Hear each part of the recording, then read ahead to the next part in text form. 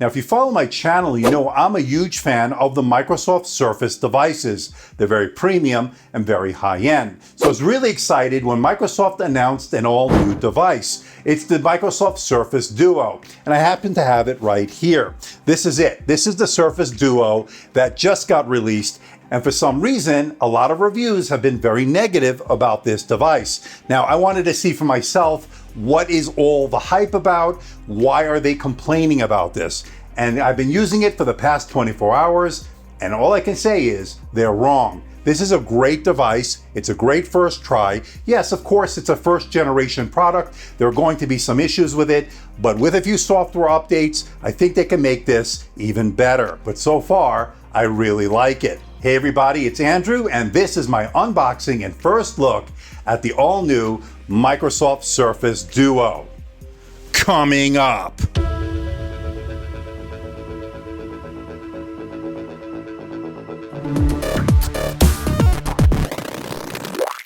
Want to see more videos like this? Why not hit that subscribe button and make sure you hit that notification bell? This way you'll be alerted every time I upload a new video. And make sure you follow me on my social media, especially Twitter and Instagram. I post a lot of the updates on those platforms. And why not join our Discord server? It's a great place for us to hang out and talk tech. Link in the video description below. And today's video is brought to you by all the members who contributed this month to the channel. Want to become a member? Hit that join button below.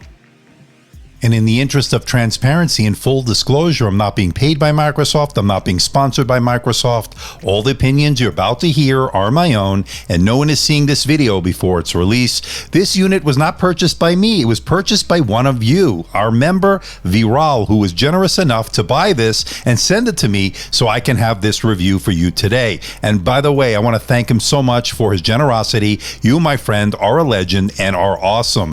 Now, the Surface Duo starts at $13.99 US. Of course, that's not cheap, but then again, this is a very premium device. It's the first of its kind, so they're going to price it accordingly. Now, you can get it with 128 gigabytes. That's the one that comes in at $13.99, or pay $100 more to get 256 gigabytes of onboard storage. Now, you can buy it unlocked from Microsoft, or you can buy it from AT&T. I'll put the link below for more information and where you can buy it.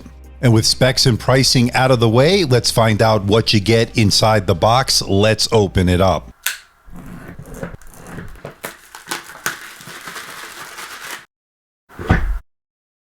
Holding the unit for the first time, all I can say is, wow, that is some premium hardware. It has a little bit of heft to it, giving it a very premium high-end feel.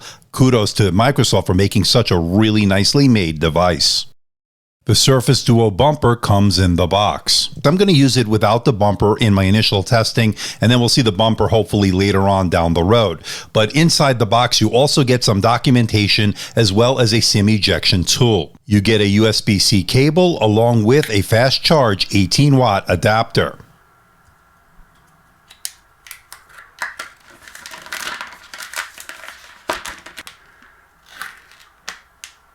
How good is this engineering? Listen to this.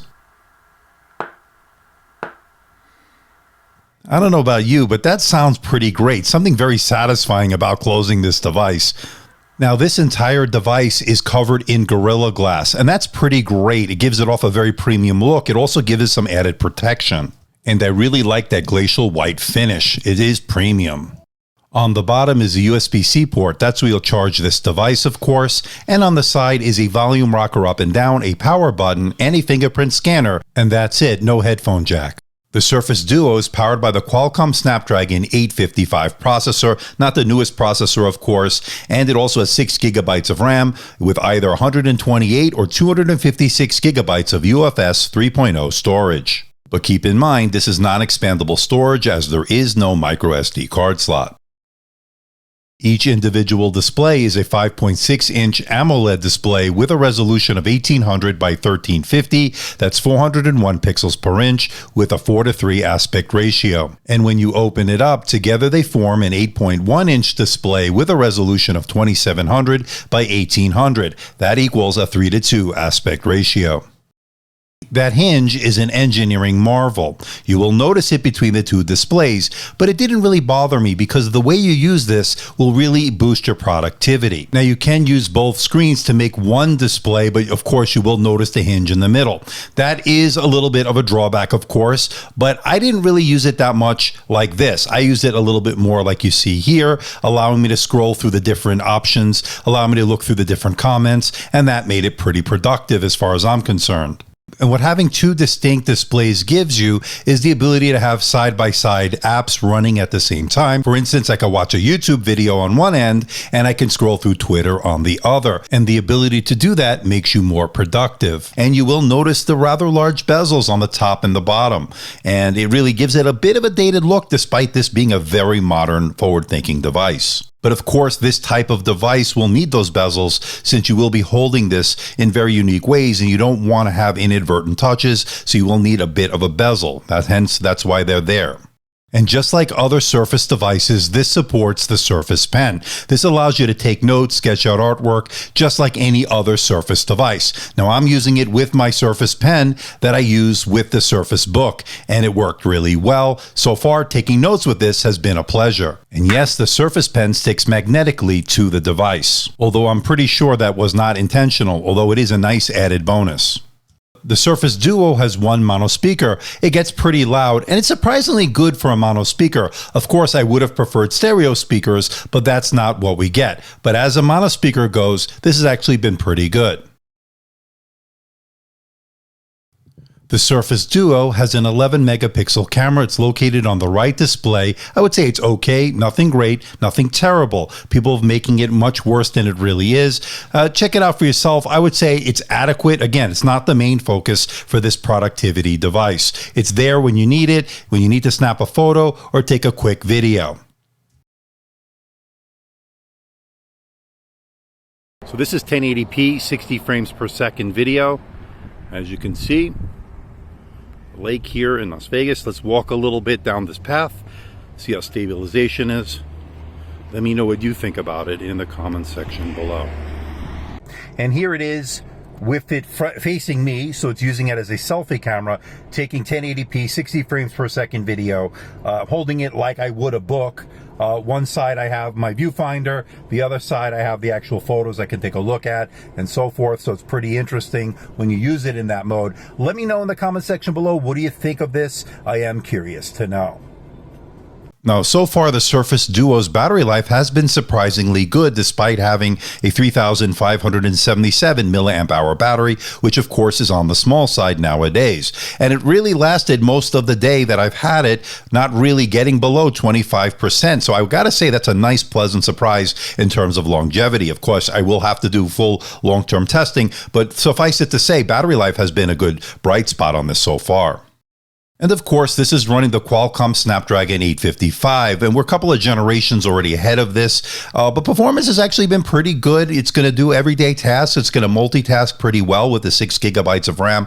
Not really an issue so far, but again, I'm just doing my initial testing, but not as bad as people are making it out to seem. The Snapdragon 855 is certainly a very capable CPU, despite it not being the latest and greatest here in 2020.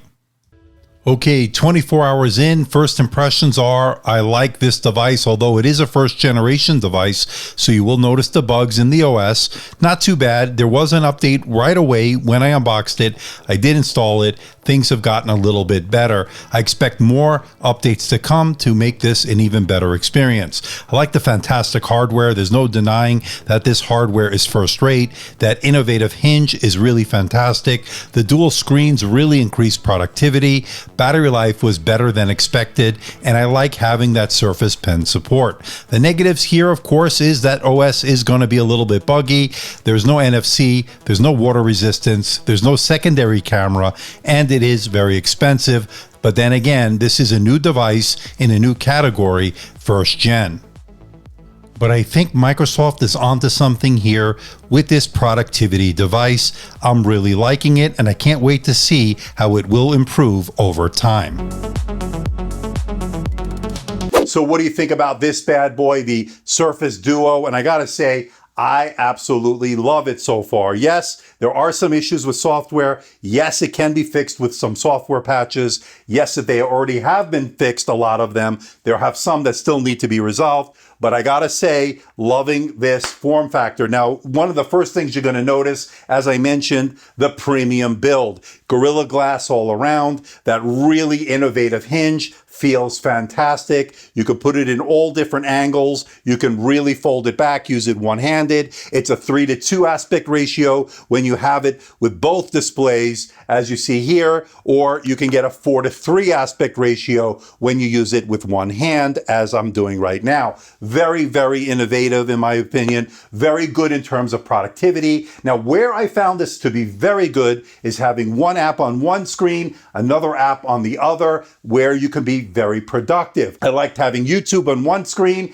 and Twitter on the other. Same could be said with other combinations. Worked really well. Now, of course, you'll notice the hinge in the middle, but when you're working side by side, it is not an issue as far as I'm concerned. I'm really liking this a lot, and I can't wait to see what the future software updates to improve this will entail, because right now, as it stands, I'm really liking it. I'm not really seeing where these other reviewers are bashing this. This is not a device that is terrible. In fact, I really do like it. Now, I'm getting pretty much all day battery life so far. That's been pretty good. The camera wasn't bad. It wasn't as terrible as everybody's making it out to be, but that's not the main focus of this device. Productivity is. So if you can get around these facts, if you don't need this as to be the best camera and all that, and if you want a productivity tool, this is your ticket.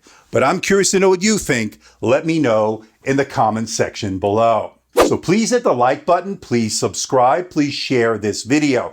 Don't forget to leave a comment in that comment section below. Let me know how I'm doing. Let me know if there's a device or something out there you think I should review. I'll do my best to try to make that happen. Don't forget to check me out on Facebook, Twitter, Instagram, and of course my website, amdtechreviews.com. So until next time, this is Andrew from AMD Tech. See ya.